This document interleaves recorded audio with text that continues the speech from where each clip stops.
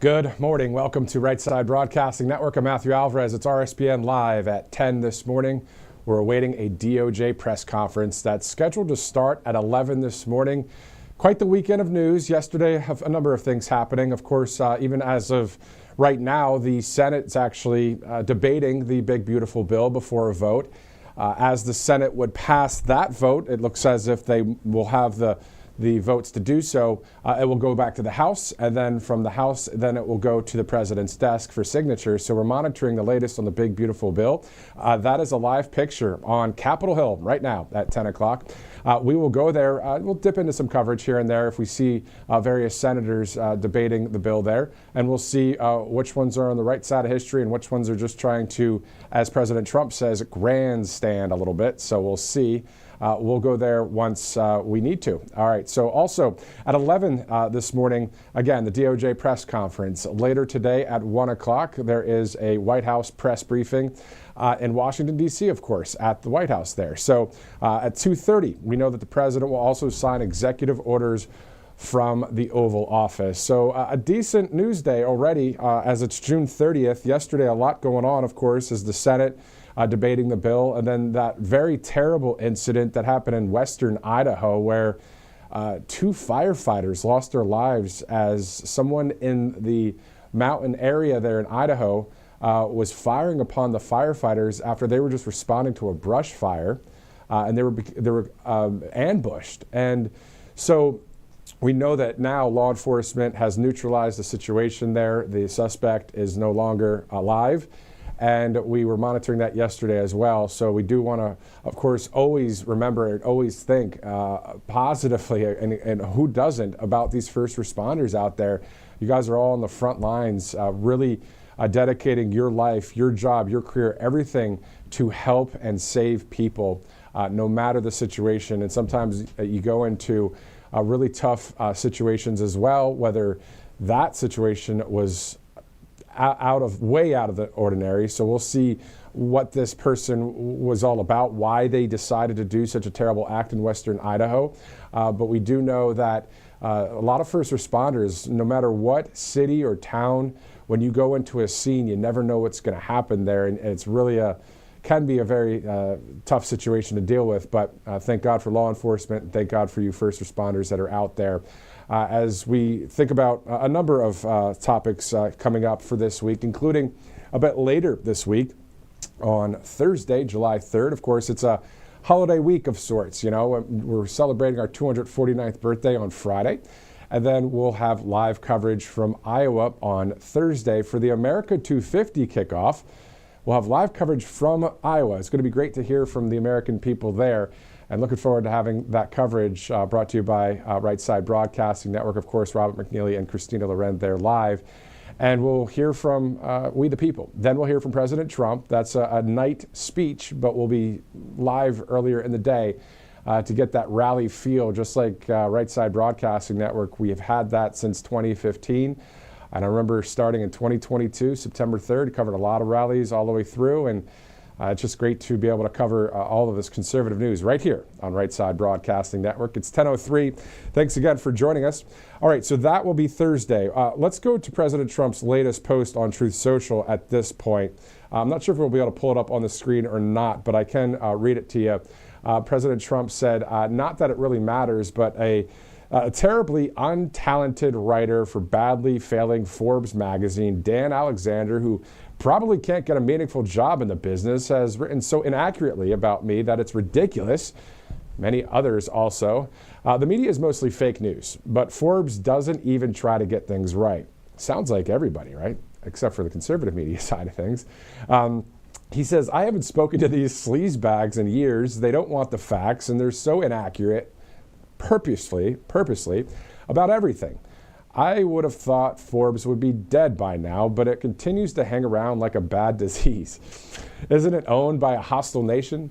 Anyway, that is what happens when you have bad reporters with evil intentions. Not good when somebody is operating in a dark way.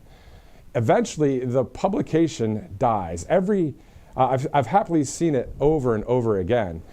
We'll read that one a few times. That's President Trump's latest post there from Truth Social. So, really pointing out people that are just on the wrong side of history and doing the wrong things and reporting fake news. Not good to do. So President Trump sees it. And I think the country sees it as well. Let's go to All Family Pharmacy. Disasters, of course, they don't wait, and neither should you. Power outages, blocked roads, empty pharmacy shelves. It only takes one emergency to leave you without the medications you need. So whether it is a hurricane or a wildfire or a new virus threat, All Family Pharmacy, of course, they're here for you. They make it easy to stock up on ivermectin, mebendazole, antibiotics, daily medications, and more. So more than 200 essential medications with a doctor's prescription included and fast delivery to your door. That's always a good part of it, too. It's like as soon as you order, it's there very soon. You don't need to have insurance. There's no pharmacy lines, no last-minute scrambling. So today's the last day for that RSBN 20 promo code, unless it's extended. I don't know if it is, but I just know that today is what we're hearing from All Family Pharmacy, that today, June 30th, is the last day you can get 20% off. A great company there. Of course, allfamilypharmacy.com/RSBN. Let's shift over to Colonial Metals Group as well, freegoldguide.com. First of all, it's nice to have something for free, at least at the beginning. Things in life, sometimes you give a freebie, right? And then from there, well, you got to partake. So here's the thing. You'll get a free info kit on gold and silver. This is all about protecting your IRA or your 401k with gold, 100% tax-free. So it's Colonial Metals Group. Of course, wonderful to have great sponsors like All Family Pharmacy and Colonial Metals Group on the right side of history here. Of course, the BRICS nations, they're trying to use their own dollar instead of our dollar. Not good, but gold and silver, a nice backup plan for you. Colonial Metals Group. Great sponsor here at Right Side Broadcasting Network. Let's go to some international news that someone wrote in to us about, and I'm going to pull it up here in just a second. This is out of South Korea, actually. We have a viewer there, and there may be more, and I'm sure there is, because the other day we were asking, where's everybody watching from? And many from obviously across the country, named almost every state. And then there were people watching from Sydney, Australia, I remember, and then I saw Somalia. So there's a viewer that wrote into us from South Korea referring to an NTD article, saying that this NTD article, for us to talk about this, South Korea election fraud investigation points to the CCP, of course, in China.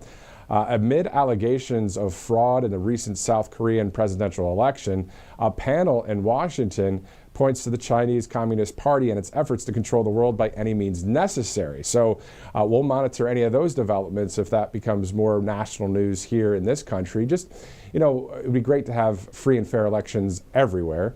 But we don't live in a perfect world, unfortunately. People do some shady things and some evil things and things behind your back that will cause problems like this. You can't do that when it comes to election fraud. So hopefully that gets taken care of. The Chinese Communist Party working behind all the backs of the South Koreans there, working against a free and fair election. That story on NTD. So thanks to that viewer from South Korea that watched. Hopefully they'll be able to see this whenever they watch this on replay, or you never know, if they're a dedicated viewer and they wake up and watch us, who knows? I'm not sure what time it is in South Korea, to be honest, but I do know that Australia is about 14 hours ahead of the East Coast time.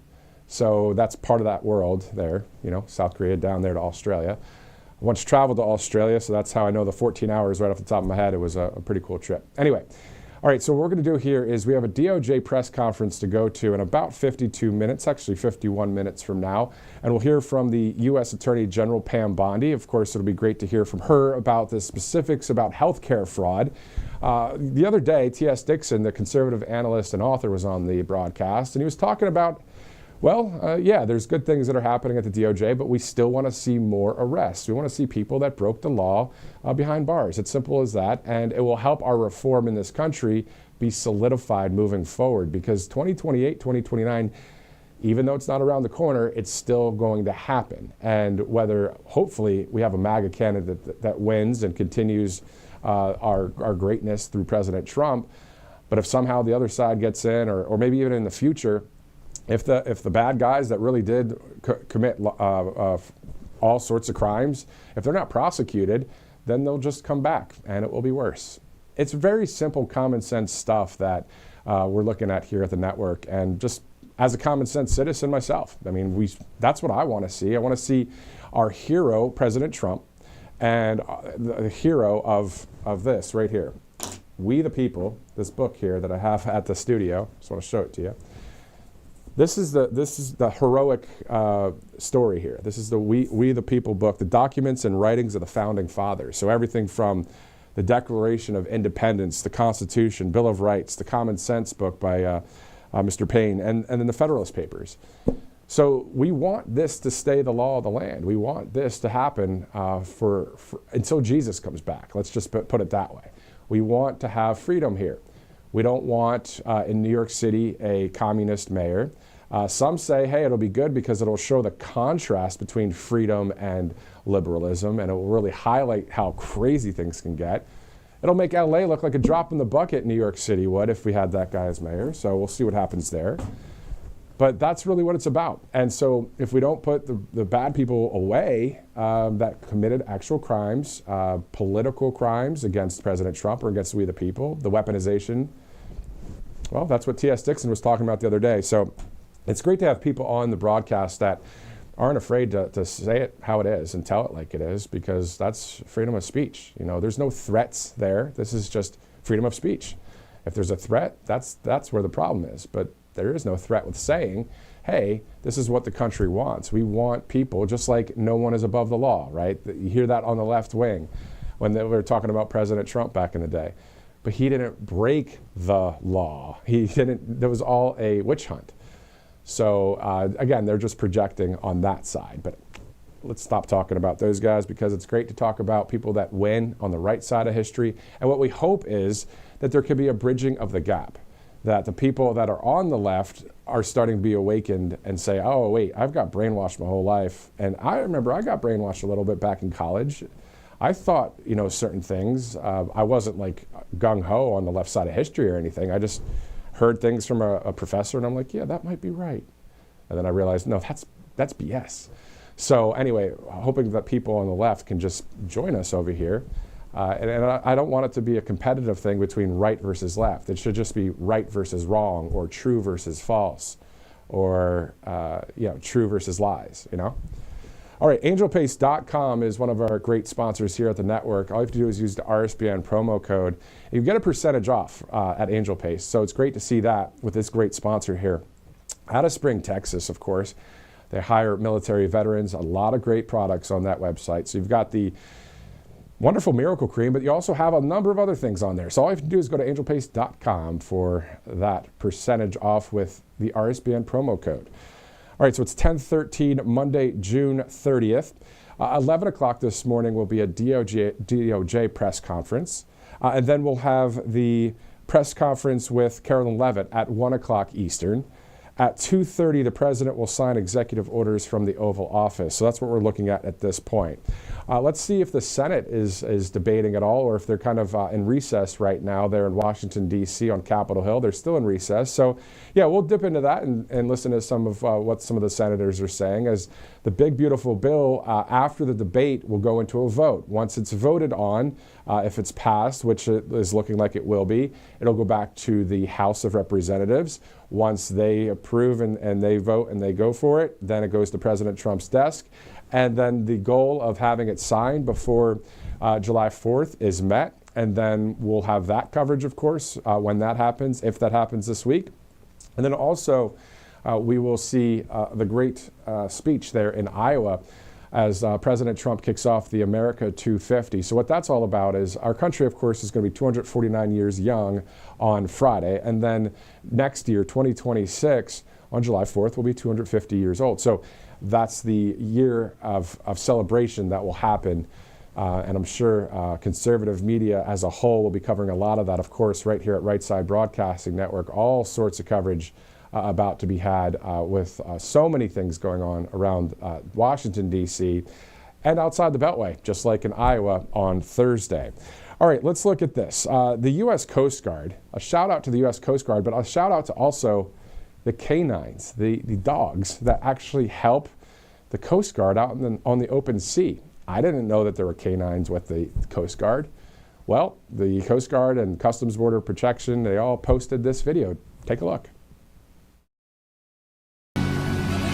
My name is Chase Lammer. I'm a maritime enforcement specialist in the United States Coast Guard, and I'm a canine handler. My canine's name is Buddha. Buddha is embedded in a 24-person direct action maritime assault team. Thinking back to 9/11, I was young, but I remember thinking to myself, when I grow up, I want to help people. That eventually led me to joining the Coast Guard and meeting Canine Buddha. Canine Buddha is expected to perform in a multitude of different operational environments that are high stress. We take on missions and operations that require a highly specialized team to interdict vessels either offshore or landside as well.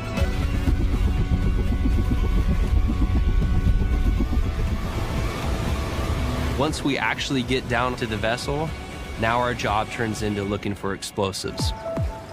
I think the qualities that Buddha brings that make him such a great asset for us is when it's time to work, you can clearly see almost like a light switch goes off, and he's very focused on the mission.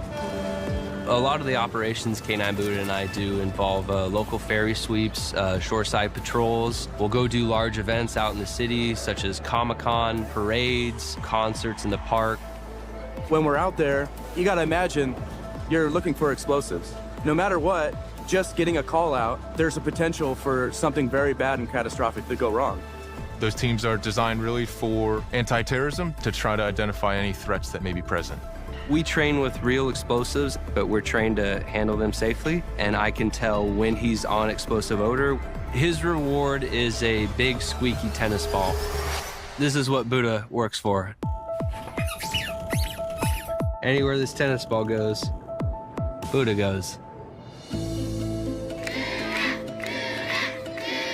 Canine Buddha and I have been very fortunate in our ability to go and do a lot of community outreach. Buddha's first mission, that was the rock and roll marathon. Since Buddha is a very friendly dog, we can go to local schools and we can talk to kids and hang out with them. And a lot of the kids find comfort in just hanging with Buddha, petting him. I think this is one of the best aspects of my job. So I couldn't do what I do on a normal day-to-day without my wife, Kelsey. She's also a great mom to Buddha. When Buddha got home, he really didn't show any interest in me at all. But over the course of 6 months, he completely came out of his shell. He is now a complete goober at home. Buddha has an Instagram with 19,000 followers. He's become kind of an influence in the dog community. Canine Buddha and I were also involved in a ton of law enforcement operations. We rely on Buddha to deter would-be attackers. Buddha is risking his life to keep us safe. The whole aspect of a helicopter operation with Canine Buddha is extremely dangerous. Buddha's fearless. It's definitely double the fear having two people leave every day, two men in my life leave every day to go to work doing something dangerous. Buddha is a hero every single day. One thing that makes me most proud of Buddha is his dedication and loyalty and just his need to serve his country. Buddha deserves to be the hero dog.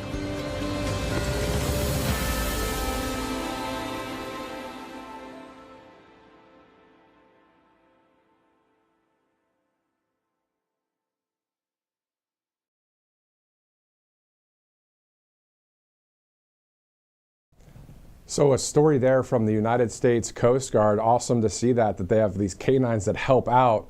I'm sure we'll play that maybe a little later. That's always a fun story. It's nice to see cool things happening out there, but awesome to see that the Navy, the Coast Guard, and all of the military pretty much, and Customs Border Protection and more are protecting our southern border. I posted a photo the other day of an Army striker, and I said, I guess it's safe to say that the southern border is sealed. The northern border, of course, the same way, and the open sea getting taken care of. Also, the tunnels, they're getting shut down between Mexico and California and various places. I have heard that still the points of entry may be at question. That's from a Colonel Douglas, I have to remember his last name, but I'll get to that in a second. But maybe we'll have Tom Homan on, the border czar. Maybe he'll just chime in about the ports of entry when it comes to any kind of still illegal activity trying to get across the border there. We're seeing a report there, so we'll have to bring that back up in just a bit. But 10:19 this morning. Thanks so much for joining us live on Right Side Broadcasting Network. Let's go to callsheet.com/RSBN if you like to bet or trade on pretty much any topic that's out there. Think of a topic, maybe gaming. I haven't talked about that one. If you're a gamer out there, there's all sorts of topics. And once you go to callsheet.com, there's actually a scroll bar at the top, and you can check, hey, sports, technology, politics, and see what people are saying about everything. And then if you want to partake, you can. Callsheet.com/RSBN. Let's also go to PatriotAddictDeals.com, the Trump Force One airplane. There it is, right there. Beautiful plane there. You can purchase this if you'd like. All you have to do is use the RSBN20 promo code. Get that discount, 20% off. And it's something that really will, you always have as a memory there when it comes to Trump Force One as into the future. I mean, I'm talking 2032, you know. You look back and you're like, man, those were the days. Hopefully, we're not looking back saying those were the days. Hopefully, by 2032, we're looking at more MAGA going on, more America First candidates, greatness. And we'll look back at President Trump as not only one of the greatest presidents of all time, along with George Washington, Thomas Jefferson, Abraham Lincoln, and on. We would say those were fun days, too, with those rallies on Right Side Broadcasting Network where you saw Trump Force One flying ahead or overhead at various rallies. I remember seeing that in Dayton, Ohio. It was a very windy day, but, man, they landed that plane. And President Trump, during that speech, and if you look at President Trump's Truth Social account, you know the headline photo that's at the top? Yes, we know it's the American flag face that we see on Truth Social, but the one that's up here, right now, it's still there, it's been there for a long time, is from the Dayton, Ohio rally. Let me look, let me just double check. Yep, it's still there. I'm gonna screenshot it just for nostalgia's sake. The reason why I'm doing that is because I was actually there live covering it in Dayton, Ohio. And when President Trump was speaking, the wind was so bad. I don't know if you remember this, but the teleprompters were starting to fall down. They started collapsing, and he's like, who made this, who did this here at the equipment people? He was, messing around, of course, but it was very windy. And in the middle of the speech, President Trump had to go over to one of the teleprompter windows and had to, what a day. Dayton, Ohio, that was fun. And it was great to see Trump Force One. So memories like that. So PatriotAddictDeals.com as it's 10/22, Monday, June 30th. All right, let's see if we can look at President Trump's latest post once again. We'll go for it. It's the latest one that he posted. So he says, not that it really matters, but a terribly untalented writer for badly failing Forbes magazine, Dan Alexander, who probably can't get a meaningful job in the business, has written so inaccurately about me that it's ridiculous. Many others also. And I like this part about what President Trump says a lot. He goes, the media is mostly fake news. We can just stop there for a second. We'll continue on with this post as we're waiting for this DOJ presser on healthcare fraud. And then a little bit later, just programming note, at 1 o'clock Eastern, Carolyn Leavitt will have a press conference at the White House. Robert McNeely will be in studio covering that starting at 12. And then later today, President Trump at 2:30 will be signing executive orders at the White House, at the Oval Office there. It does say closed press on it, so we're not sure if that's going to be live or not. But usually what happens is it's recorded and then we upload it later. So we'll see and monitor how that goes. But I want to stop there. I want to keep the Truth Social post up for now. Oh, if we can go back to the Truth Social post, that'd be awesome. Because I wanted to talk about what President Trump said here. He says many others also outside of Forbes magazine. He goes, the media is mostly fake news. We'll stop there and I'll continue on reading after I just kind of share my thoughts on that, because we know that he said that, and we know that we as a collective here in this country know that most of the media is fake news. So that's why back in the day Rush Limbaugh was such a voice, and he had such great pipes, and he was always saying things on the right side of history, and his content was solid, and America listened to him. Think about all those times you're driving on a highway or just going to and from to work, or you're on a road trip, or maybe you're a trucker and you tune in, you listen to Rush Limbaugh, the EIB network, right? And man, it was good. Just to hear the intro song and him say, hey, what's going on? And just his energy. What a natural talent Rush Limbaugh was. And also getting that Congressional Medal of Freedom from President Trump. Remember that time that he highlighted that during one of the State of the Union speeches, and it was just a very powerful, powerful moment. And so when we look at the media as mostly fake news, now after Rush, then you have President Trump come in and start calling everybody fake news. And then you already had, back in 2015, Right Side Broadcasting Network not being fake news, interviewing all of the people that were outside of these rallies. And that's something we'll do on Thursday in Iowa. And it's something that the fake news doesn't do. And some do now, just to be like, okay, we're cool too. We really care about the people. It's a bunch of crap. It's fake news. They don't. They care about playing TV. So we're not doing that here. We're not just playing. This isn't just an act. And that's why it's called fake. It's an act all the way from the top. It's like Los Angeles and acting. It's like, here we are. This is live. And this is what's happening in your neck of the woods. It's like, okay, well, we believed that for a little bit. We thought you were an authority, had an authority kind of presence there. We listened to you, and now we know that all you were doing the whole time was just lying to all the people to sway public opinion. Anyway, back to President Trump, what he was saying here on his latest Truth Social post. Many others also talking about the media as mostly fake news, but Forbes doesn't even try to get things right. I haven't spoken to these sleazebags in years. They don't want the facts, and they're so inaccurate purposely about everything. President Trump saying, I would have thought Forbes would be dead by now, but it continues to hang around like a bad disease. Man, President Trump, this is great. Isn't it owned by a hostile nation? Anyway, that's what happens when you have bad reporters with evil intentions. Eventually, the publication dies. I've happily seen it over and over again. And that's funny too. I love that he ends it with, I've happily seen it over and over again. He didn't say, I unfortunately have seen it over and over again. He's happily seen it. Because President Trump, and following in his dad's footsteps back in the day, right? His dad was so successful in real estate, and everybody's learning their journey and just building and getting better and better, right? Life's a classroom, you know? And so President Trump going from the mogul of real estate to, which he still is, indirectly with all of what he owns around the world. And then he goes to entertainment, and, you know, people are asking him in the 80s and 90s, are you going to run for president? Are you going to be, you're ever going to run for public office? Or maybe I think you should because you have these great things to say. And he, you know, he'd kind of play it off, be cool about it. And then finally, after all of what happened, he got so sick and tired of what the media did over the years in the 80s and 90s, of all the lies and the false information that was being shared, and all the attacks from the press and that kind of stuff. And then, of course, he said in 2015, we saw it in 2015, in June 16th, when he came down that golden escalator, and the rest is history. So it's great to see that he's saying, I've happily seen it over and over again, meaning him saying there, anyway, that's what happens when you have bad reporters with evil intentions. Eventually the publication dies. Anyway, so that's President Trump there this morning. I mean, that was at, what, 9:50 in the morning, or what, you know, that was just a few minutes ago.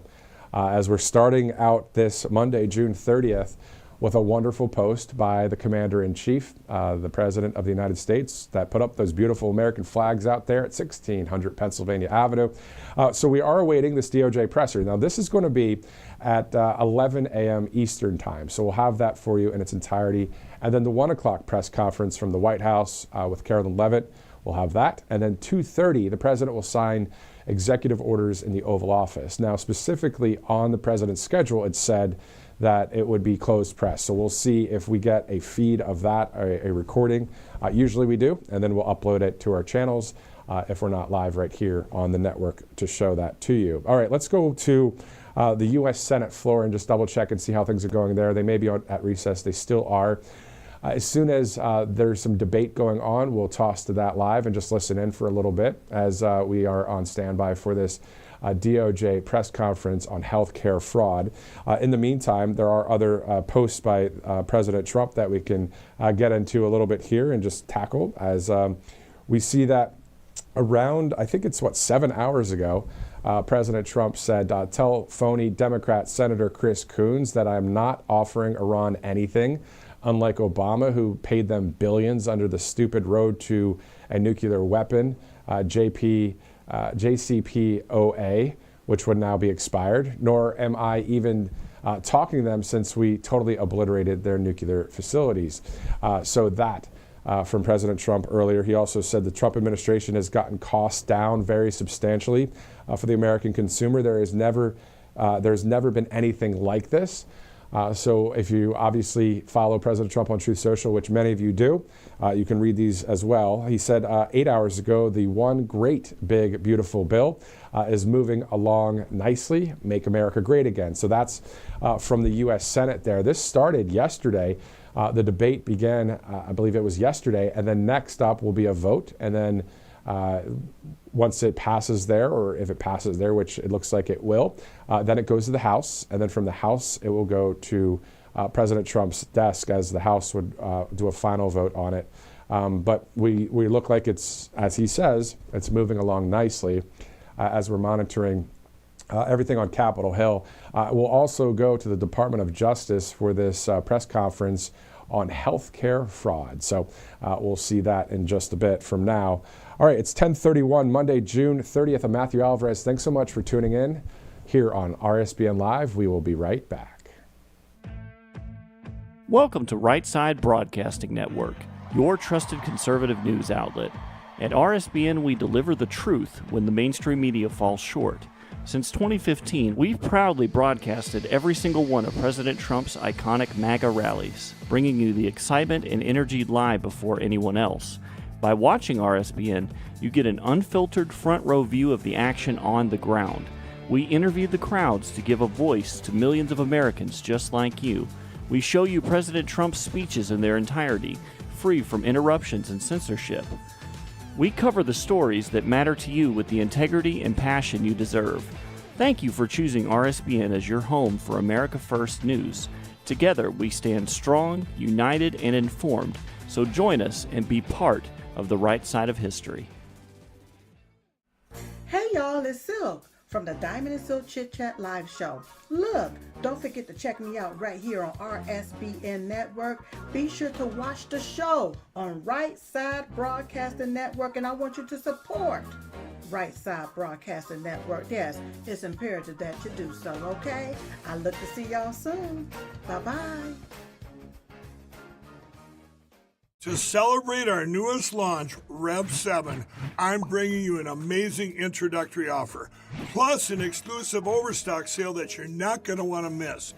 Rev 7 is our premium energy drink that tastes great and gives you energy all day with no jitters and no crashes. That's because there's no sugar and no caffeine. I'm so sure you're going to love Rev 7 that for a limited time you can try our 3-pack absolutely free. Or check out our Percale bed sheets. I can't believe I'm even going to say this. Every color, every style, every size, only $29.88. So go to mypillow.com or call the number on your screen. Use your promo code to save 20% on our Rev 7 12-packs or try our introductory 3-pack absolutely free. And our Percale bed sheets, all sizes, only $29.88, even the queens and kings. Inventory is extremely limited, so order now. Welcome back to RSBN Live. I'm Matthew Alvarez. It's 10:33 on this Monday, June 30th. We're a few days away from Rally Day in America on Thursday in Iowa. It'll be great to see President Trump there speak to the American people. And as we're getting ready to celebrate our 249th birthday as a nation. And then, of course, looking at the big, beautiful bill this week, we'll see from the U.S. Senate today. Of course, they're debating right now, or at least in recess right now, and we'll be debating going into the second day of that. And then we'll see the vote outcome. From there, we'll go to the House and then to the president's desk. And this would be right on track for what President Trump was requesting. That would happen before the July 4th holiday, which, of course, who isn't looking forward to July 4th? And it's on a Friday this year. That's awesome. All right, so what we're looking at now is a story from the Gateway Pundit. Those of you that have heard about this alligator Alcatraz, okay. I'm going to read from the story here. So if you see me looking a little off camera, I'm reading from a screen, but this is, it says not a gulag. Alligator Alcatraz is smart, lawful immigration enforcement. It's been called, according to the Gateway Pundit, it's been called everything from a gulag to a concentration camp. But the new detention center, nicknamed Alligator Alcatraz is an efficient plan to house illegal aliens slotted for deportation. Despite the inflammatory rhetoric, the Gateway pundit says, a closer examination of the facts reveals that Florida's immigration detention facility in the Everglades operates within established legal frameworks and includes proper humanitarian provisions. The Gateway pundit continues saying, comparing Alligator Alcatraz to a gulag and concentration camp is both historically ignorant and deeply offensive. A gulag is a prison where political opponents are banished for punishment. The people being sent to Alligator Alcatraz are not political opponents, but rather illegal aliens without legal residency permits. They are not being sent there as punishment, but rather as a temporary stop on their way to being deported to their home countries. Great article there from the Gateway pundit. Alligator Alcatraz. That was posted just about 29 minutes ago, so about half an hour ago. And it's funny, if you've seen some of the memes and some of the songs there, it shows, I'm looking at it right now, you could check out the Gateway pundit on that. And also, I think Citizens Free Press has this too, where it shows like 3 or 4 alligators, AI, with ice hats on, and they're all singing a song. Kind of funny. All right, so 10:36 this morning. Thanks again for joining us on Right Side. I'm going to go to some of my posts here on Truth Social in just a second, but let's go to All Family Pharmacy before I do, as we await the DOJ press conference. Of course, disasters, they don't wait, and neither should you. Power outages, blocked roads, empty pharmacy shelves. It only takes one emergency, unfortunately, to leave you without the medications you need. So here's the thing. Whether it's a hurricane, wildfire, or a new virus threat, All Family Pharmacy, they're here for you. They make it easy to stock up on ivermectin, mebendazole, antibiotics, daily medications, and more. They have more than 200 essential medications with a doctor's prescription included and fast delivery to your door. So no insurance, no pharmacy lines, no last-minute scrambling. RSBN viewers, today's the last day for it. According to what I'm seeing here from All Family Pharmacy, that June 30th, you can get up till today is the RSBN 20 promo code, so 20% off these medications. These guys are great. All you have to do is go to allfamilypharmacy.com/RSBN. Let's also go to Colonial Metals Group. Colonial Metals Group. We're talking about a free gold guide, all about gold, silver, and precious metals, and a backup to the dollar. And you can protect your IRA or your 401k with gold, 100% tax-free. You've got the QR code there for you, too. freegoldguide.com/RSBN, a great website and a great spot to get a free info kit on gold and silver. So good stuff there. Colonial Metals Group. Use that QR code, and that's your answer to some of these brick stations out there trying to use their dollar and trying to mess with our dollar. Even though with President Trump and Maganomics and inflation going down, jobs going up, all of these good things, and they're still happening, gold and silver has an option for you. freegoldguide.com/RSBN. All right, so it's 10:38, 22 minutes out from the DOJ press conference on healthcare fraud. And then 1 o'clock, a press briefing at the White House with Carolyn Leavitt. 2:30, there's executive order signings by President Trump inside the Oval Office.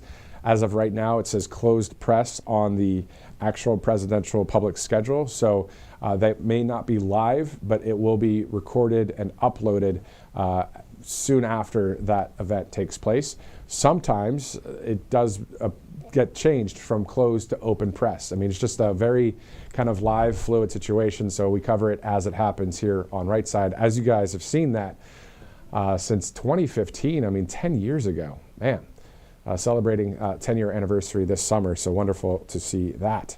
All right, so let's look at a few posts just from over the weekend. I'm looking at some recent things that I was posting about in regards to some stories that we were following, including I saw on XX Alerts where there was breaking news that there was a black Sprinter van that exploded in Washington, D.C. Now, that was what the initial reports were. There was smoke billowing from the Washington, D.C. area. But after we checked it out, we saw, as we were monitoring the reports, that the units responded to a fully involved vehicle fire on the 2200 block of South Clark Street. It was in Arlington, Virginia. And then the next post, they shared that the specifics of this, that it was a gas-powered vehicle that caught fire due to a malfunctioning engine.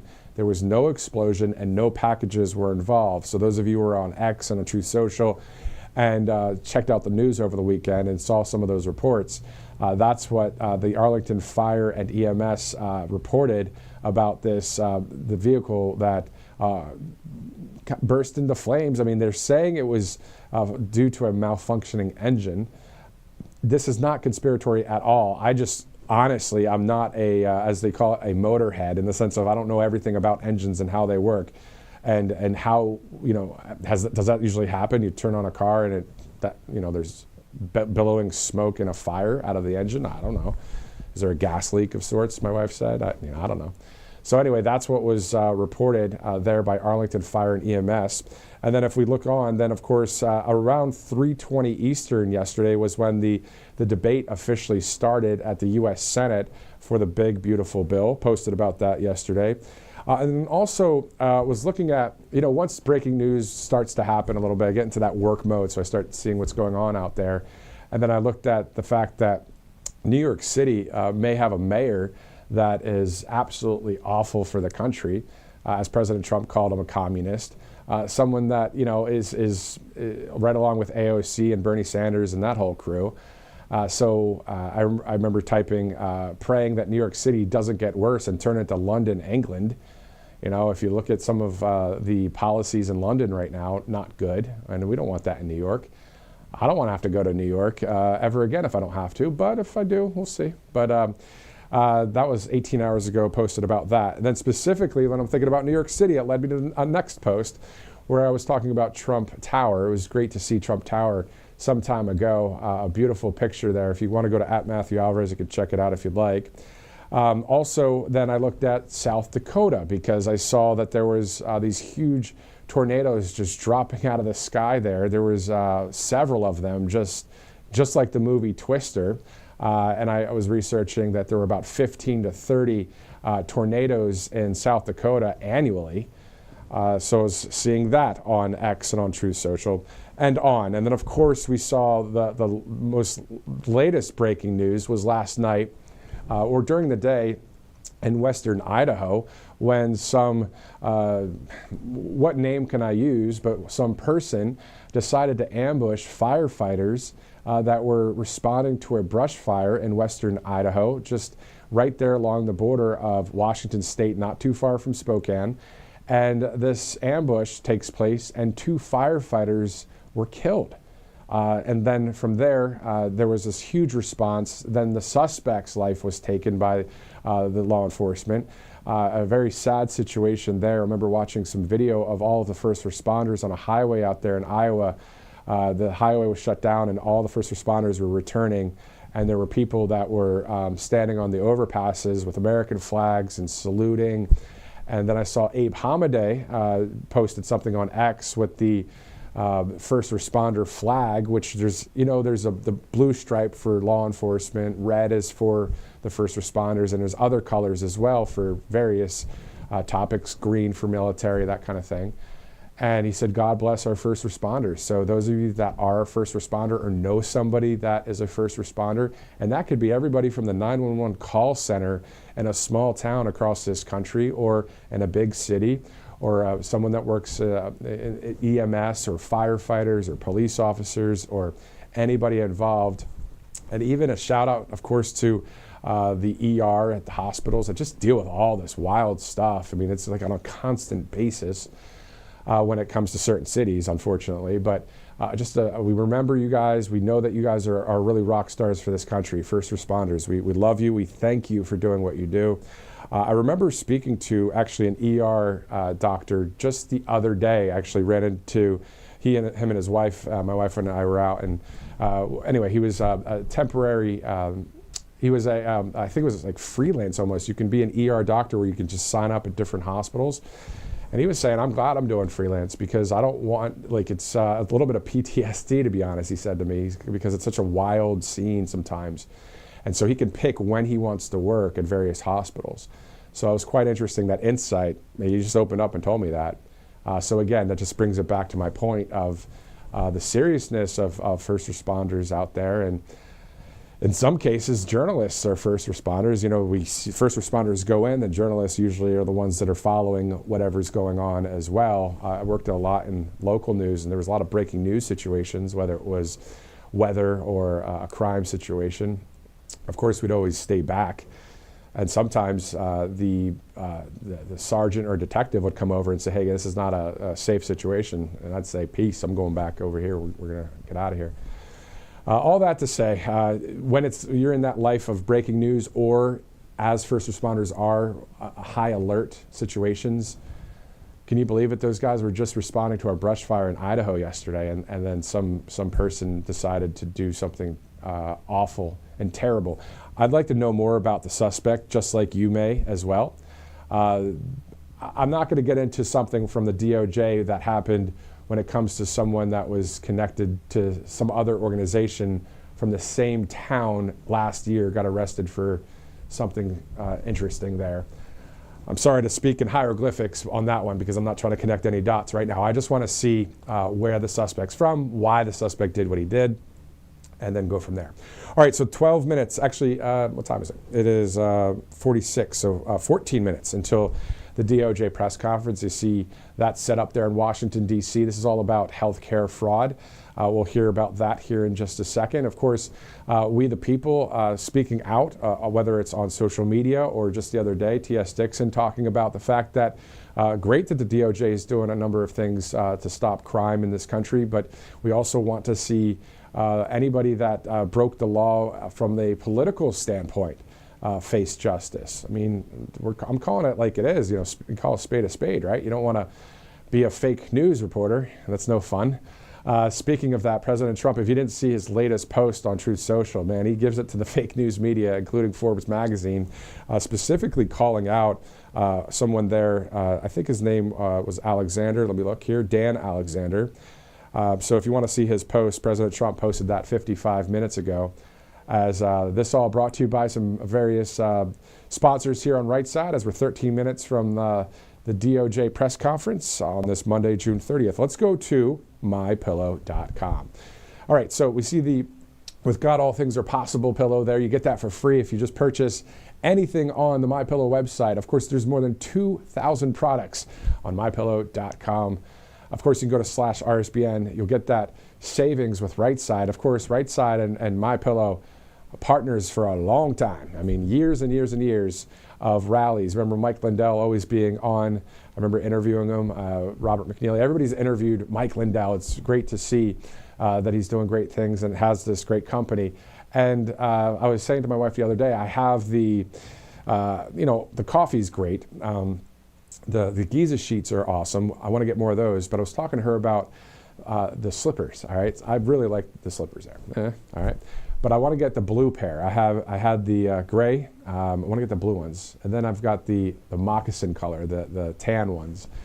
But I want to get another pair of the blue ones. Anyway, so you can do the same thing if you'd like. mypillow.com/RSBN. Purchase one thing, get something free, a $39.98 value, or purchase a bunch of things and get something free. mypillow.com/RSBN. 10:48, 12 minutes out from seeing the United States Attorney General Pam Bondi there at the Department of Justice.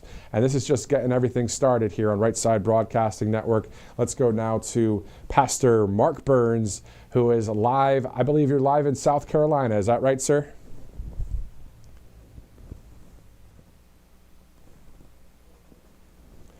We are going to, yep, do I hear you now? Director, do we have Pastor Mark on audio? Okay, so we don't have you on audio yet, Pastor, so we're going to have to come back to you in a second. As it's 10:48, Monday, June 30th. As soon as that gets worked out, we will go back to Pastor Mark Burns there out of South Carolina, as it's 10:49 Eastern Time. Thanks again for joining us on this Monday, June 30th. Again, last day of June, so all right, let's bring on July. Let's get some more wins there in Washington, D.C. as we get ready for just a few days from now, Thursday, July 3rd, in Iowa, President Trump to speak there. We'll have full coverage here on Right Side Broadcasting Network. We'll see what the schedule is tomorrow for President Trump, and then on Wednesday as well. And then, of course, he'll be going to Iowa on Thursday. All right, now let's go to Pastor Mark Burns. Let's try it again here live right now on Right Side Broadcasting Network. How you doing, sir? Good, good. Matthew's happy to see you. And one more day to July. Yes, yes. We have one more day until July. Let's just talk about that. Why not we start it out with something light and easy? We've got our 249th birthday coming up in this country. How proud are you to be an American citizen, sir? I am absolutely proud to be an American. I get to travel all over the world, telling the world that Jesus is coming back. But also, we have the greatest president in our lifetime, President Donald Trump, and his policies to make the world great again. And every country I go to, it's a blessing. But boy, it is so good to be back in the United States of America and to be a citizen of this greatest nation in the world. It vexes me when I see people burning American flags or taking advantage of the generosities and the convenience and the love that you receive for being a United States citizen. So I'm just so happy, grateful that God chose this nation to be my nation. Amen. I am right there with you on that. Can you bring us up to speed on what you've been up to out there? I saw you were speaking at a conference recently. Can you tell us what you've been up to? Well, I just got back from Faith and Freedom, Ralph Reed, and the amazing team that they do Right to Road to Majority, and Magic Nicholas, and everyone that part of the Faith and Freedom team. Always love being there with all of the senators and congressmen, and it's just a great, powerful event where we're bridging U.S. politics and our faith together. And that's kind of where I live. And so it was great to be one of the keynote speakers there in D.C. Of course, I've been traveling all over the world. I've been in Ukraine, and that's the biggest thing. That's the biggest news about me, of course, is my change of opinion regarding helping Ukraine, not the government of Ukraine. This is about the people, the innocent people of Ukraine, having went there for interfaith dialogue and seeing the killings and the destruction. You're removing all politics out the window. And I stopped being on the right. I stopped being on the left. I started being human right. And for me, my heart birthed with the desire to see people not killed anymore. Of course, I've been communicating that with the greatest president in our lifetime. And as you can see, his own heart is shifted significantly. The support for these innocent people. Again, I'm not speaking for a government of Ukraine, but the people are desperately dying, and they're just like you and I, and they're not neo-Nazis like others try to make you to believe. They're not racist. They're not. There is religious freedom that is there, and so that's been the biggest story that the news has been following me around. Of course, we saw what just happened also yesterday, day before yesterday, with the DRC. I was with President Tshisekedi in the Democratic Republic of Congo. We actually came live there on your show. From the Democratic Republic of Congo, and to see that finally come to an end, where President Trump once again broke a peace against Rwanda and the DRC, and bringing peace in that region. The president once again should most definitely get a Nobel Peace Prize. But the signing of that agreement between those two great nations in the Oval Office at President Trump's leadership, that is a blessing to see it actually come to pass. And so I'm privileged to travel all over the world. I'm heading to Syria next to do the same thing. President Trump just opened up Syria and is giving the president there a chance to prove that he's no longer a jihadist, but he is truly for making the world great and safe. Remember, he was the individual that gave us the information to go and get Baghdadi, where President Trump took him out, that evil ISIS leader. And so he's showing that he cares about, he wants to do business with America. President Trump wants to do business with America. And of course, the biggest thing is Iran and Israel, and how our president brought peace within 14 days. Again, he deserves the Nobel Peace Prize, as Pakistan has already officially nominated him for a Nobel Peace Prize for him bringing peace between Pakistan and India. And so you see, this president is a peacemaker. Jesus said, "Blessed are the peacemakers, for they shall be called the children of God." And so that's kind of where my vein has been since the president has been elected. And we have a lot more places to go, heading to Saudi Arabia. Again, bringing the message of peace, prosperity, and the message that we have a great president that is for the rest of the world. And I'm just happy to be playing a small part in it. There has been a ton of news since you and I have spoke, so that's a lot that you covered right there. To be honest with you, when are you going to Syria? That is quite the move there. How long are you going to be in Syria? And then is it basically kind of like a mission trip? Are you going to be preaching the gospel there, or is it going to be... That's not the easiest place to travel, Syria. Mm-hmm. Well, it's all of the above. I mean, it's all of the above. I'll be meeting with religious leaders there. I'll be meeting with the president there. I'll be meeting with government officials there. It's what I call spiritual diplomacy. Yes, we're going to minister the gospel of Jesus, but also to minister to our Jewish brothers and sisters that are there, and to the Muslim brothers and sisters who want peace. That they want peace. They don't want this death and destruction. They themselves, Muslims, are the number one targets of ISIS. They too are fighting ISIS. They too are fighting the evil atrocities of those who are trying to operate and using their faith as a way to justify human right violations, the beheadings, the killings, the sufferings that come from these ISIS, these Islamic State terrorists. And so I go there, and it's about the message of peace. And that's ultimately, I believe, what Jesus Christ speaks, is the message of peace. I want to be called a child of God. And so we go into areas that maybe not have been so friendly before, but through communication and dialogue and understanding that there are some basic human rights that we all desire, regardless of our faith. I disagree with their faith. They may disagree with my faith, but there's some basic things that we can come together on, and that is the ability to be free, to be safe, to be able to raise your children up without persecution, to be able to practice your faith with religious freedoms without being persecuted.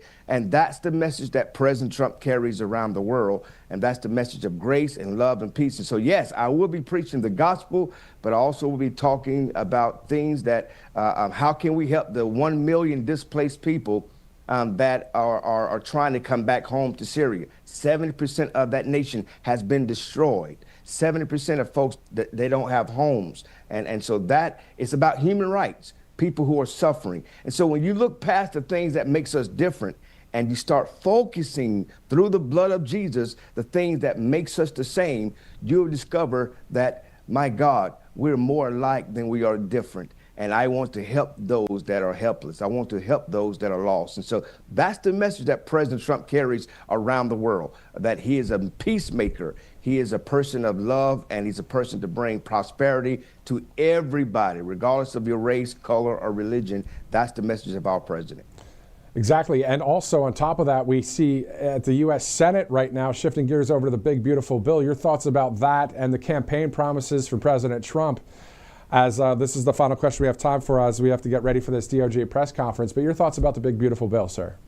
Well, absolutely. It's just that, the big, beautiful bill. It is designed to do exactly what the American people has voted Donald Trump to do. It is exactly about pushing the America First agenda forward. It's about supporting the citizens of this greatest nation. It's all about what President Trump ran on way back in 2015 when he first decided, before he decided to run. He told me that we will have friends in the White House. We will have religious practices and freedoms in the White House. He said this to me way back then, and we are doing just that. That's what the big, beautiful bill is doing for me, and the American people are going to prosper because of it.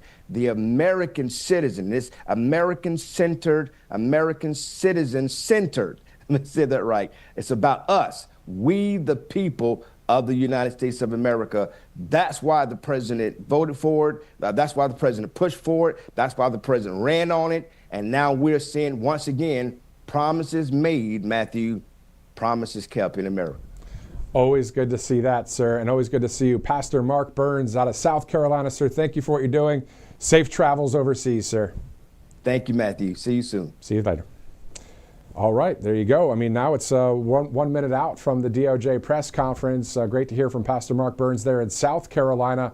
live right now, really updating on what he's been up to over the past several months. As speaking of months, we're now north of 5 months since President Trump was sworn into office there at specifically that building where the U.S. Senate is, just a little bit over to the side there in the Capitol building. That was on January 20th, of course. Can you believe it? It's now June 30th, the last day of June. All right, is this live right now? We can go there if that's the case. I'm not sure if that's, let's go for it. Let's check it out. Division Conference Room, number 2107. We'll be right back out.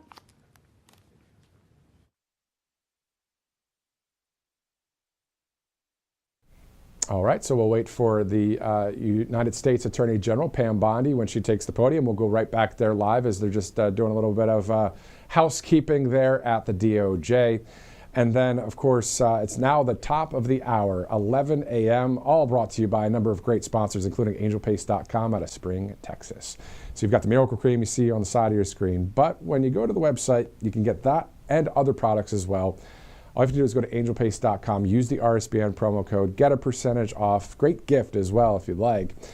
Angelpaste.com, another sponsor here at Right Side Broadcasting Network, as it's now 11 a.m. Thanks again for starting out with us this morning. We have a lot of live broadcasts to go today, including at 1 o'clock with the White House press briefing. We'll start our coverage here at 12 o'clock. Robert McNeely will be in studio for that. So 12 o'clock, we'll start our coverage.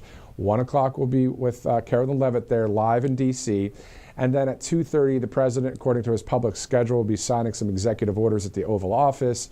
From there, right now it says closed press, so that might not mean it's live. We will upload it to Rumble and various sites, of course, as soon as we get any kind of feed there from the White House, just like any network would.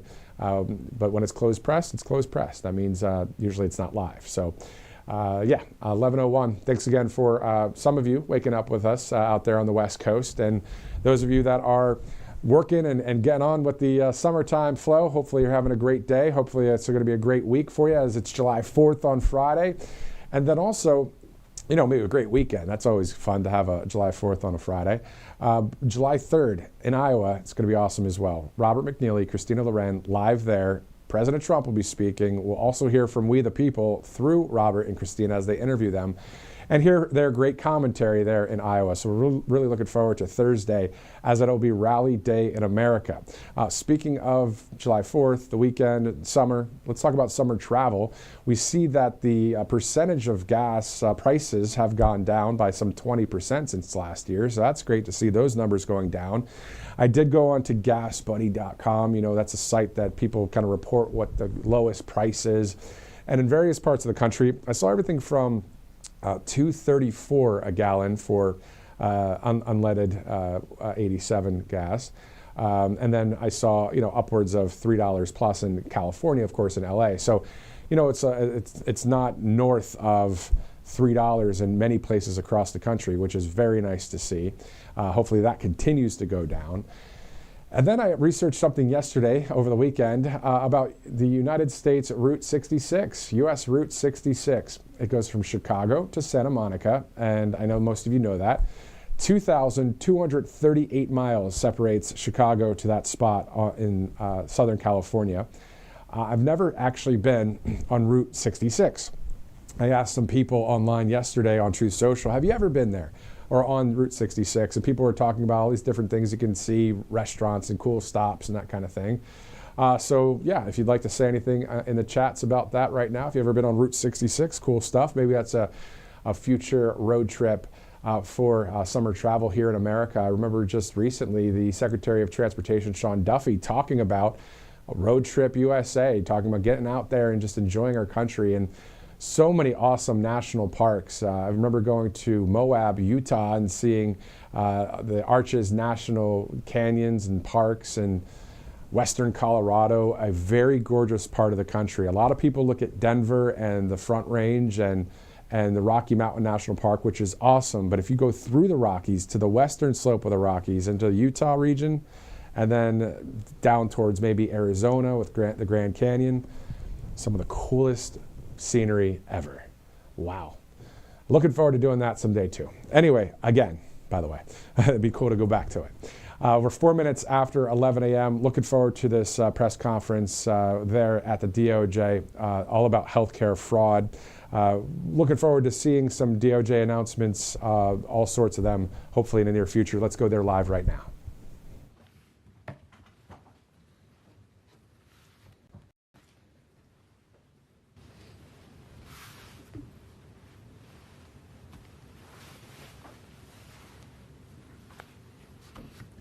Good morning, everyone. My name is Matthew Gagliotti, and I'm the head of the Justice Department's Criminal Division. Thank you all for joining us today as we announce the largest coordinated healthcare fraud takedown in the history of the Department of Justice. Today marks a decisive moment in our fight to protect American taxpayers from fraudsters and to defend the integrity of America's healthcare system. We are announcing today charges against 324 defendants for their alleged participation in healthcare fraud schemes involving approximately $14.6 billion in false claims submitted to Medicare, Medicaid, and other healthcare programs. In a takedown this large, I can't possibly describe all of the work that went into dismantling each scheme, but there are 4 key points that bear emphasizing. First, let me be clear about what these healthcare fraud schemes mean for every hardworking American family. These criminals didn't just steal someone else's money. They stole from you. Every fraudulent claim, every fake billing, every kickback scheme represents money taken directly from the pockets of American taxpayers who fund these essential programs through their hard work and sacrifice. And when criminals defraud these programs, they're not just committing theft. They're driving up our national deficit and threatening the long-term viability of healthcare for seniors, disabled Americans, and our most vulnerable citizens. This enforcement action involves cash as well as luxury vehicles and properties, returning real money to American taxpayers and to our government healthcare programs. Second, we are seeing a disturbing trend of transnational criminal organizations engaging in increasingly sophisticated and complex criminal schemes that defraud the American healthcare system. As part of this takedown, we've identified and charged defendants operating from Russia, Eastern Europe, Pakistan, and other foreign countries. These individuals have infiltrated our healthcare system to steal American taxpayer dollars.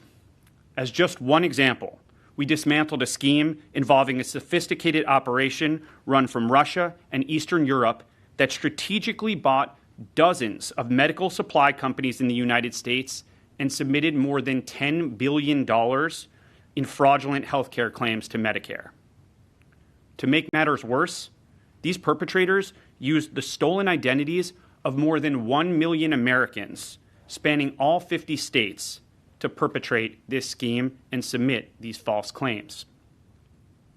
But I'm pleased to report that federal agents intercepted and arrested key members of that organization at U.S. airports and the U.S.-Mexico border, cutting off their intended escape routes. The days of transnational criminal organizations using the American healthcare programs as their personal piggy bank are over. Third, this takedown resulted in criminal charges against 74 defendants, including medical professionals who fueled America's deadly opioid crisis for personal profit. These are not isolated instances of poor judgment. These are calculated schemes designed to exploit Americans struggling with addiction while enriching the very people who were duty-bound to help them heal. We charged pill mill operators who prescribed unnecessary opioids. We dismantled networks of corrupt pharmacies that existed solely to distribute drugs to addicts and dealers, feeding the addiction crisis that has devastated so many American communities. This is not healthcare. It is a staggering breach of trust. And under my leadership, the Criminal Division will prosecute these criminals as aggressively as we would any drug dealer. because that's exactly what they are. Fourth, many of the defendants charged as part of this takedown specifically targeted our most vulnerable citizens, elderly Americans in nursing homes, individuals with disabilities, those battling serious illnesses, and more.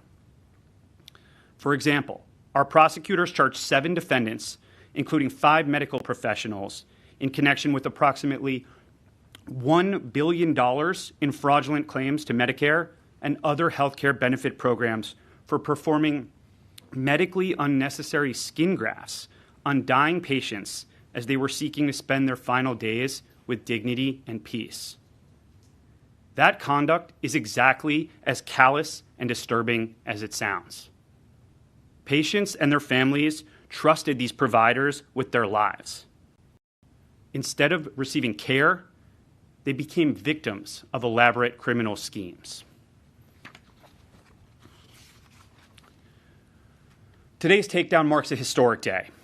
In addition to the tireless work of our Fraud Section's Healthcare Fraud Unit, this extraordinary effort would not have been possible without the law enforcement agencies with me here today.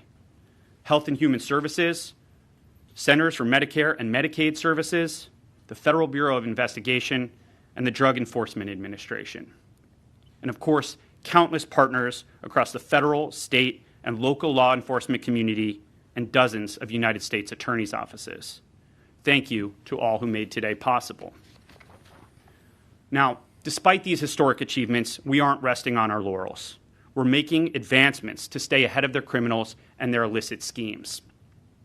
That is why today I'm also announcing that we are working with our partners at FBI, HHS OIG, and other federal agencies to create a healthcare data fusion center to revolutionize how we detect, investigate, and prosecute healthcare fraud. These efforts will be led by the Criminal Division, specifically the Fraud Section's Healthcare Fraud Unit, and comprised of data specialists from the unit's data analytics team. The Fusion Center will break down information silos using coordinated data analysis to enable our investigative teams to quickly identify and dismantle emerging fraud schemes, preventing money from going out the door. Today's enforcement action represents the largest healthcare fraud takedown in American history. But it's not the end. It's the beginning of a new era of aggressive prosecution and data-driven prevention. Thank you. I'll now turn it over to Acting Inspector General Juliet T. Hodgkins, Department of Health and Human Services, Office of the Inspector General.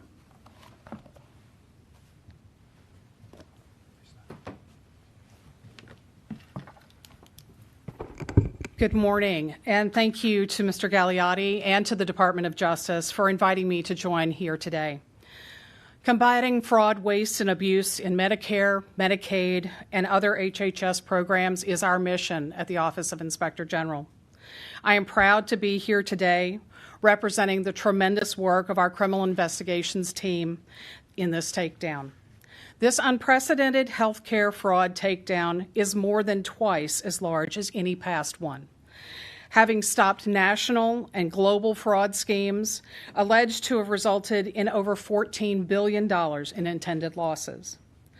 The results announced today were only possible, though, through a strong partnership of federal and state agencies. By working shoulder to shoulder, we harness the best information, tools, and expertise to find criminals, no matter where they hide, and no matter how they try to disguise their crimes. I would especially like to thank DOJ, CMS, FBI, DEA, and our other federal partners that are here today. I would also like to acknowledge the state Medicaid fraud control units, as well as the strong public-private partnership between government and private insurers to combat health fraud. Simply put, criminals go where the money is. Through information sharing, government and the private sector help each other to more efficiently stop fraud. And under our watch, criminals will not be allowed to enrich themselves with dollars meant to improve the health of Americans. One massive fraud scheme that was charged as a part of today's takedown involved multiple durable medical equipment companies that billed Medicare over $10 billion for equipment that patients did not need or that they never received. The good news for the American people is that the alleged criminals in this scheme never got their hands on most of that Medicare and Medicaid money that they tried to steal. Instead, the government coordinated to use our collective tools and authorities to protect taxpayer dollars. This takedown also demonstrates, though, our commitment to shield Americans from harm. The actions taken by our partnership stopped individuals and entities who are alleged to have used stolen medical identities from over 1 million patients to submit false claims. They preyed on patients who needed addiction services, billing for treatment that was never received. They illegally diverted prescription opioids, millions of pills that continue to fuel the devastating opioid epidemic. But as fraud schemes span borders and jurisdictions, OIG and our partners respond quickly and effectively. And as fraud schemes increasingly exploit technology, we use cutting-edge investigative methods to detect fraud, prevent losses, and protect patients. Before I close today, I must take a moment to applaud the exceptional work of the dedicated OIG professionals that participated in this takedown. Every day, these outstanding law enforcement professionals do the dangerous work of holding criminals accountable. Thank you for your service to the American people. Thank you so much, and I will turn the microphone over now to Dr. Mehmet Oz, the CMS Administrator. Let me put on my clinician's hat first, because it is my culture, my story. I'm a heart surgeon. And when I hear about this fraud, I think about patients who have trusted us, people who are at their most vulnerable time looking for the protection of our services. And too often these criminal entities have tried to pierce that trust.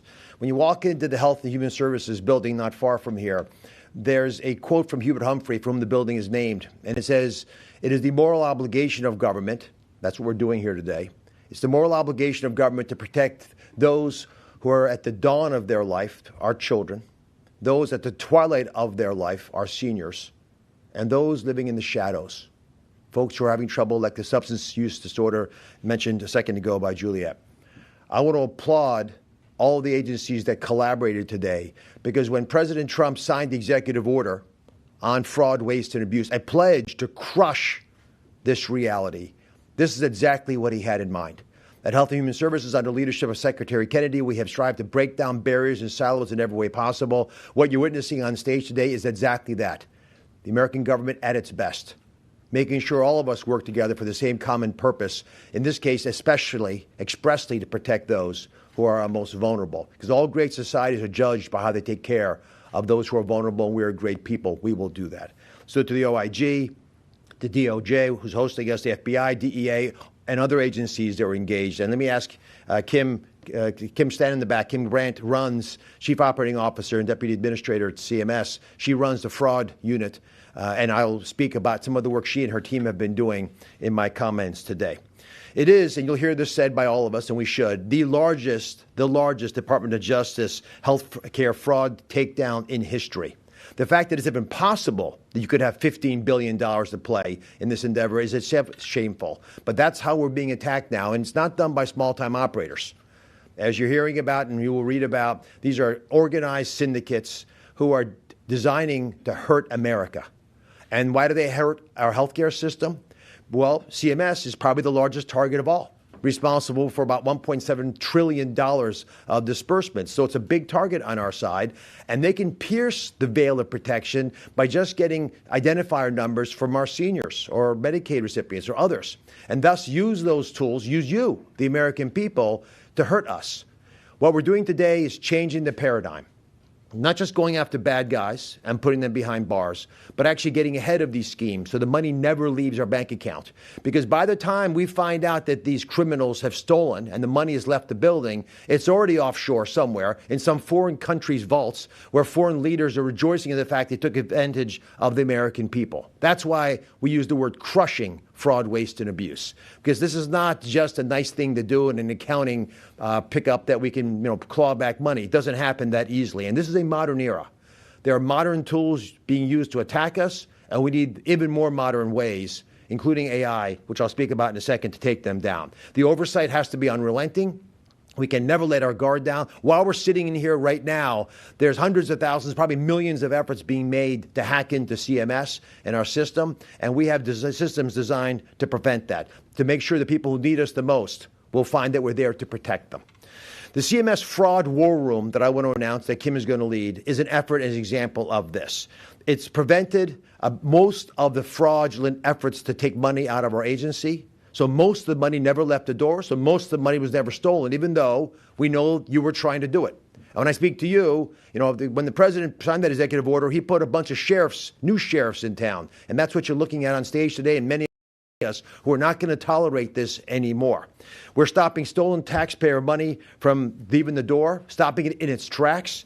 Just when I was leaving the room today, the offices today, I was hearing about over $100 million that we've stopped from leaving the agency just in the past few weeks. There are 27 providers that are under active prepayment review, which means we're not going to pay their money until we verify that they're actually doing their jobs correctly.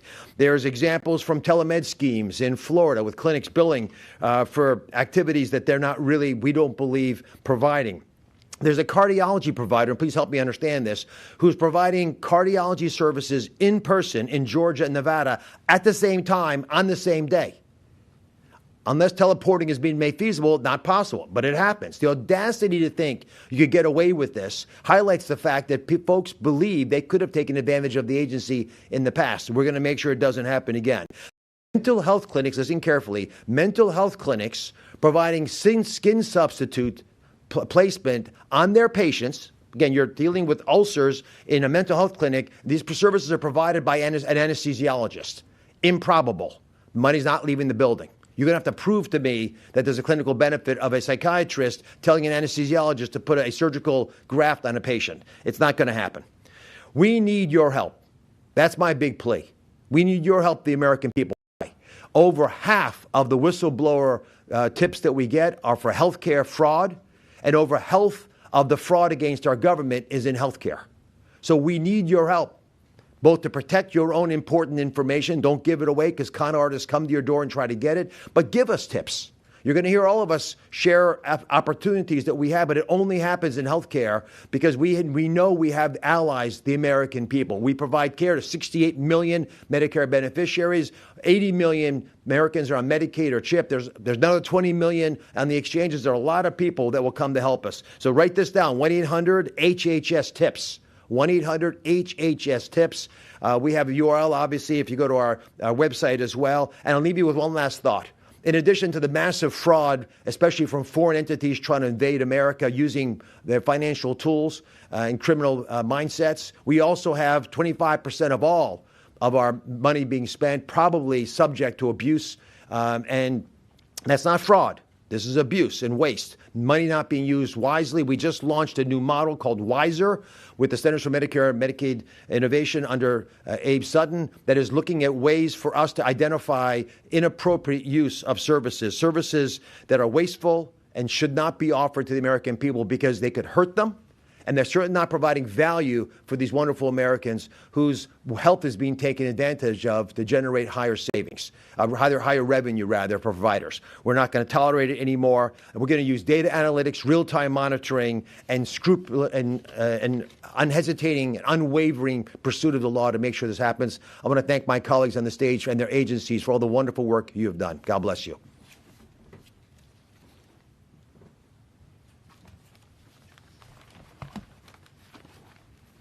Good morning. Hello, my name is Christopher Delzato, and I'm the Acting Deputy Assistant Director for the FBI's Criminal Investigative Division that handles healthcare fraud. I I want to echo what our speakers have said already and thank everybody who made this takedown possible. Healthcare fraud is not a victimless crime. Every dollar stolen through deceitful billing or unnecessary procedures is a dollar taken away from patients who truly need care and taxpayers who fund these critical programs. Schemes like those we're announcing today drive medical costs up, strain federal health care budgets, and ultimately impact every American who relies on Medicare, Medicaid, and other public and private insurance programs. It's also not just about financial losses. It's about patients being exposed to unnecessary procedures, false diagnoses, and delayed care. That kind of exploitation isn't just unethical, it's dangerous and has no place in our healthcare system. We can't tackle healthcare fraud of this scale alone. It requires a united response. That's why strong partnerships are at the heart of what we do. This initiative is part of a strategic and coordinated effort with the Department of Justice's Healthcare Fraud Unit of the Criminal Division's Fraud Section, Health and Human Services, Office of Inspector General, Drug Enforcement Administration, and other federal and state agency partners. From investigators on the ground to analysts tracking intel, forensic accountants tracing financial trails, and prosecutors building cases that will hold up in court, every agency involved plays a critical role. By leveraging these critical partnerships, it allows all of us to share intelligence in real time and connect the dots across multiple jurisdictions, not only in the United States, but around the globe. This initiative brought together expertise from FBI headquarters and 28 field offices across the country working side by side to identify the scope of the fraud and coordinate arrests. From fraudulent billing, COVID relief abuse, and money laundering to prescription drug diversion, these criminal networks are engaged in complex schemes that operate on a global scale, undermining our healthcare systems and fueling broader transnational criminal activity. The investigations announced today speak volumes about our resolve to root out corruption in the healthcare system and hold accountable those who think they can defraud federal programs without being caught. I want to talk about the numbers for a minute because they're not just large, they're impactful. They reflect the scale of the fraud, the reach these criminal networks have, and the urgent need to protect our healthcare system. 324 defendants were charged criminally, including 96 licensed medical professionals, 25 of whom were doctors and charged for their alleged participation in various fraud schemes targeting government and private health insurance programs. Over $14 billion in alleged fraud was billed to Medicare, Medicaid, and private insurance programs. Unfortunately, those numbers represent Americans impacted in every state. Behind the numbers is a web of criminal activity that stretches far beyond our borders.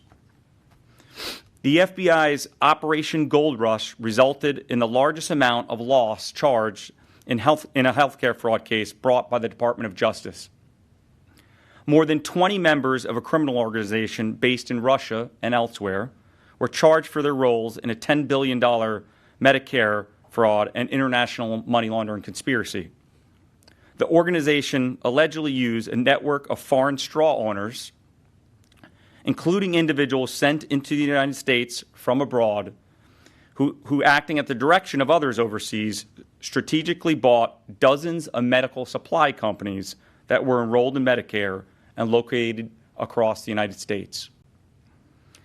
After the organization gained control of the companies, it rapidly submitted billions of dollars in fraudulent healthcare claims that were never ordered by doctors, requested by patients, or provided to anyone. In doing so, the defendants are alleged to have exploited the identities of over 1 million Americans spanning all 50 states by using their confidential medical information to submit the fraudulent claims. This not only illustrates just how global these schemes have become, but how advanced and coordinated they are becoming. In Atlanta, 5 people, including 3 medical professionals, were charged with manipulating the price of skin grafts and forcing services on patients that were not medically necessary. In this case, Medicare was scammed out of $760 million. And in Phoenix, we opened an investigation after receiving a complaint about suspicious billing to Arizona Medicaid. It led us to a network of sober living homes that were supposed to be helping those struggling with drug and alcohol addiction, many of whom were Native Americans. Instead, this was a massive fraud scheme that billed for services that were never actually provided. The sober living home facilities owned by ProMD received more than $560 million for services that were not provided. Those are just some of the investigations that were part of this initiative. As these threats grow more complex and transnational, the FBI and our law enforcement partners must continue to evolve, stay ahead of the curve, and meet the challenges with equal force. Reducing federal health care spending, stopping fraud and waste, and controlling costs isn't just about budgets. It's about protecting the integrity of programs millions of Americans depend on. And we will not tolerate those who put personal gain above patient care.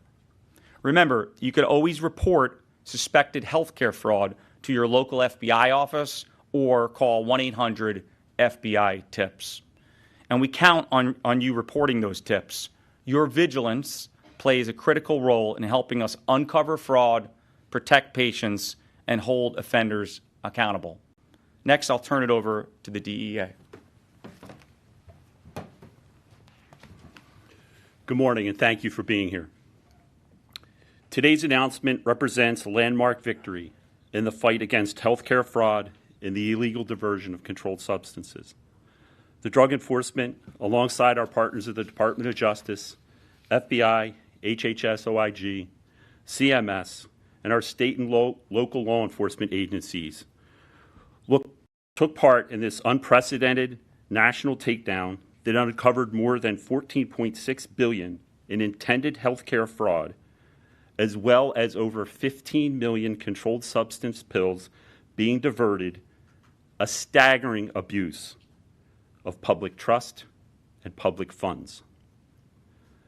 Similar to DEA's core mission of protecting the health and safety of American communities, Americans also put their trust and their lives into the hands of our medical and healthcare professionals.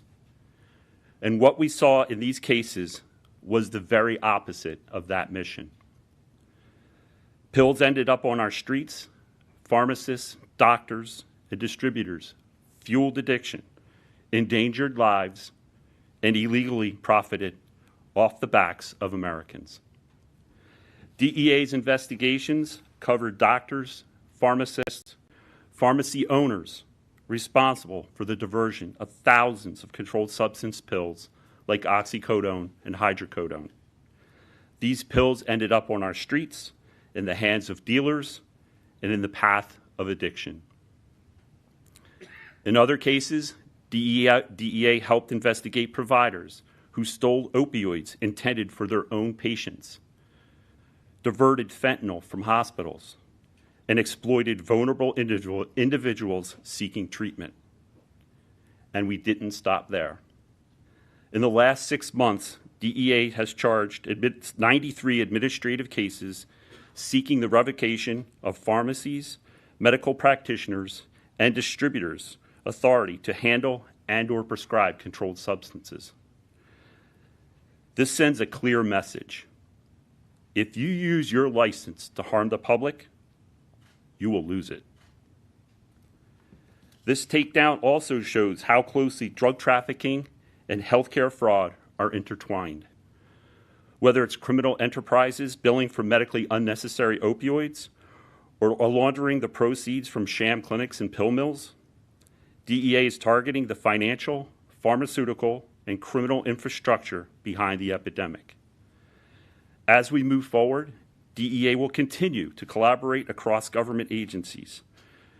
Together, we are building a smarter, data-driven enforcement model, harnessing the power of artificial intelligence and forensic analytics to stay ahead of criminal actors. To those who think they can hide behind white coats or offshore bank accounts, think again. DEA remains relentless in our pursuit of those who poison our communities and exploit our healthcare system, all to line their own pockets with profit from others' pain. I, too, want to take a moment to recognize the remarkable work, commitment to healthcare and safety, and dedication of our DEA investigators and all our partners across the nation. Today's takedown is a milestone, but it's not the end. It's the foundation of what comes next.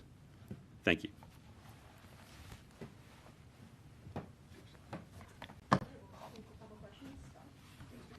You mentioned in your remarks that this involved more than 1 million stolen identities. Any idea of how those identities were stolen, what breach they were part of? Can't identify the specific breach they're part of, but they are on the dark web, among other places. They're internet-based identities that are put up for sale. And frankly, what would happen in some of these cases is individuals who were not even seeing a particular doctor for any sort of specific care often got a medical device at their home and reported that. And so their device may have been somewhere on the internet, either from one breach or multiple different breaches, and these are collected by the organizations who then would send devices to individuals who never requested them. Can I offer this?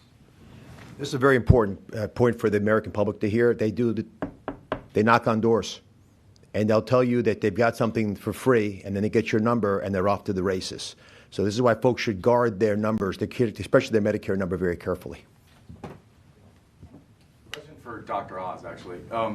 When you talk to anti-fraud experts in the private sector, they say that one of the reasons these transnational groups are targeting government programs to such a massive degree is because it's been relatively easy for them to do that using the stolen identities that you mentioned, because government agencies don't use the same kind of technology that Citibank does, and Amazon does, and Walmart does. It sounded like from what you were saying earlier, you're working to change that. You mentioned AI. Can you talk a little more about that? The WISER model, which is a CMMI model, much of the innovation in Centers for Medicare and Medicaid Services comes specifically from the statutorily created entity of Centers for Medicare and Medicaid Innovation, as the name would state, have already launched a model. It is designed to use artificial intelligence and other more cutting-edge tools to address the fraud that exists in healthcare. And I have just 2 points on this I think are worth remembering. The reason that AI works so well in the financial systems is because bank managers aren't fraudsters usually, so they're not very good at fraud, whereas fraudsters are really good at fraud. So you're asking people who don't study fraud, like in CMS, for example, Amy Brandt does not spend her whole life thinking how to defraud people. So she doesn't think the way a criminal mind might work. So we actually benefit tremendously, has been the case in banking and other transactional businesses, if we can bring these newer technologies to bear. The other reality of healthcare is that we don't really penalize people for doing bad things. When they steal money, and they steal the health of Americans when they steal your money, because they're taking away resources that are vitally needed to take care of vulnerable Americans. When they do that, I think, not just criminal, but morally reprehensible activity, it's often a slap on the wrist. And that's an area where I think we should get more serious. Many of these fraudsters were able to get away literally outside the country, but even the ones we catch sometimes have remarkably impactful opportunities to escape real justice, and we have to change that as well. We also have to be serious. We've got to send a message. That's what today's press conference is about, and I'd love if you could echo that. We are taking this crisis to a whole different level. This is not going to be the same approach to healthcare fraud detection as has been evident certainly for the last few years. You mentioned that the intended loss was north of $14 billion. Can you say what the actual loss was? $2.9 billion. I wanted to follow up about the rise in these foreign actors that you're seeing participate in these schemes. How can you address a little bit more about how the U.S. can combat that when so many of these criminals are beyond the reach of U.S. law enforcement? Yeah, it's a great question. Look, the first thing we need to do is prevent more of the money from going out in the first place. Frankly, $2.9 billion actual loss on $14.6 billion intended loss is pretty good. It's less than a sixth, and we were able to prevent that by getting ahead of schemes early. So the best thing, the best antidote here is prevention rather than enforcement. Second, we're able to people who were coming into the United States on temporary bases, some of these straw owners and people who own these companies. Then we need to get serious sentences on these individuals to send that deterrent message. And the third thing we need to do, and which we are doing, is we're fighting for the extradition of many of these individuals. We hope to see them face justice in an American courtroom. So what we need to do, and the goal of all these taken together, is to make sure that people don't view this as some sort of calculated risk. It won't pay off, essentially, if we prevent, if we enforce, and if we get significant sentences.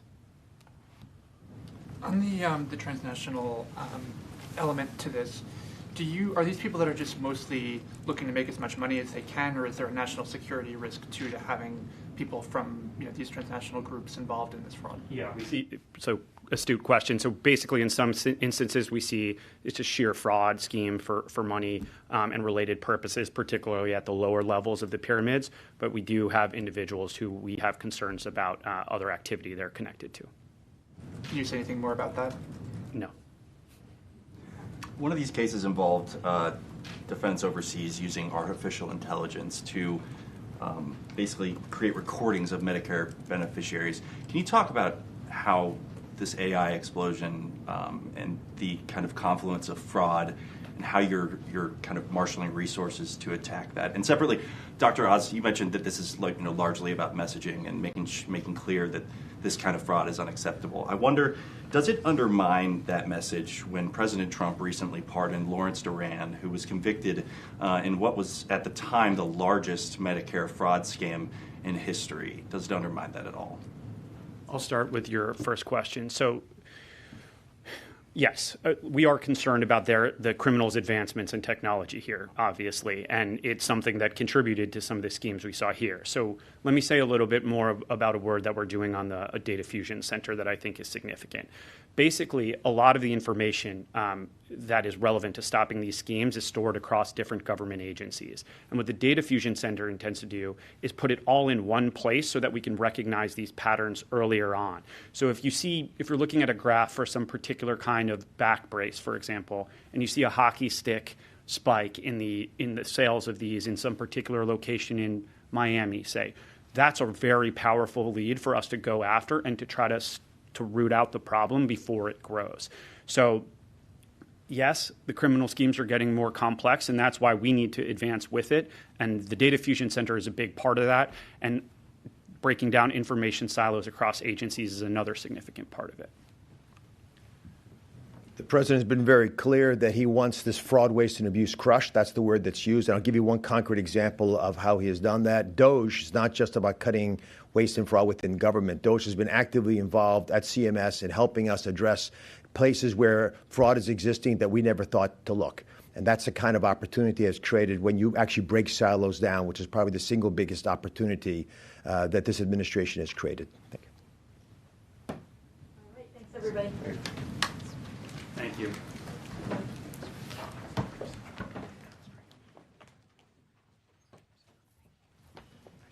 Thank you, sir.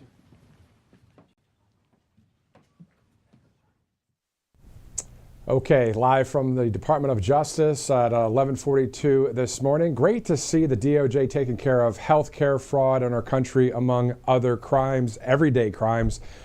What we haven't seen are any prosecutions for those who have weaponized the Justice Department over the years, of course, those who have truly broken the law against President Trump and we the people.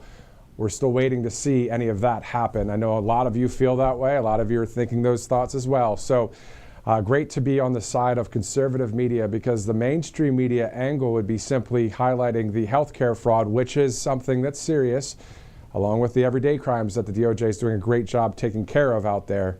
But again, the prosecutions against anyone that has broken the law in the weaponization of the DOJ against President Trump or we the people from over the years. This is preaching to the choir. This isn't just one voice saying this. This is a lot of people are saying this across the country. And so we'll see. Will it happen? I mean, again, to T.S. Dixon's point the other day, the reformation of America hinges on that happening. We can have all these wins, it's great, but there still has to be something that's done when it comes to the so-called bad guys, because if they get back in 28, 29, or in the future, it's going to be much worse than Biden ever was. Just my thoughts on it. We're allowed to do that. Freedom of speech. All right, hey, thanks. We can thank a lot of our sponsors as well. All Family Pharmacy for being a great sponsor here at Right Side Broadcasting Network. Today's the last day to get 20% off. RSBN 20 is the promo code. We can also go to Colonial Metals Group, freegoldguide.com/RSBN. You can see you can protect your IRA 401k with gold, 100% tax-free there. Also, angelpace.com out of Spring, Texas. Thank you guys for being a great sponsor here at Right Side. Let's go to callshe.com/RSBN as well. All sorts of things to bet and trade on. callshe.com/RSBN. PatriotAddictDeals.com. You can check out this great Trump Force One plane. You can get it at PatriotAddictDeals.com. RSBN is the promo code, RSBN 20 for 20% off. Also, MyPillow.com/RSBN as well. You see, you can get that free with any purchase. The With God, All Things Are Possible pillow. Any purchase will get you that free pillow there. MyPillow.com/RSBN. Okay, next up at 1 o'clock Eastern Time will be the press conference with Carolyn Leavitt at the White House. We'll start our coverage here at 12 o'clock Eastern. And then a bit later, the president will be signing some executive orders at the White House at about 2:30. So again, thank you guys so much for joining us for this live broadcast. I'm Matthew Alvarez. We'll see you a bit later.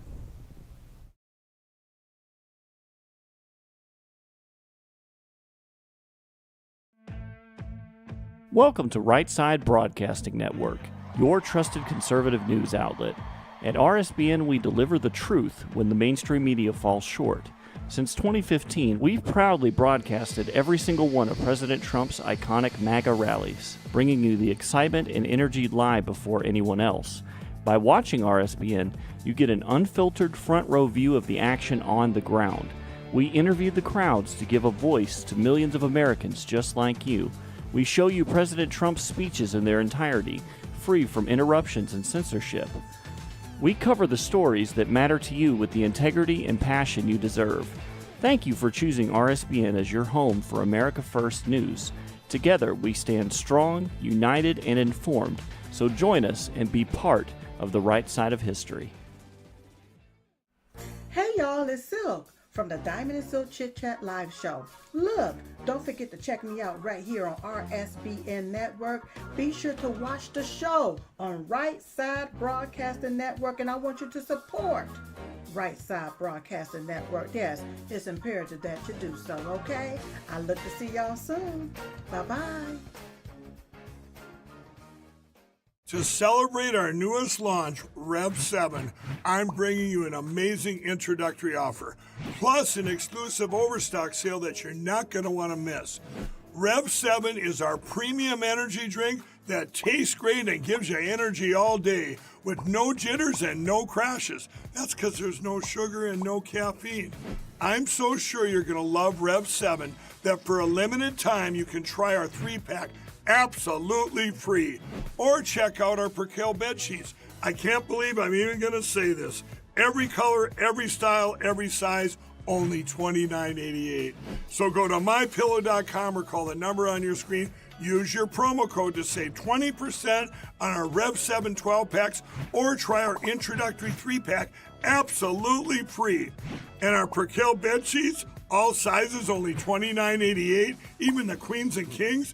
Inventory is extremely limited, so order now.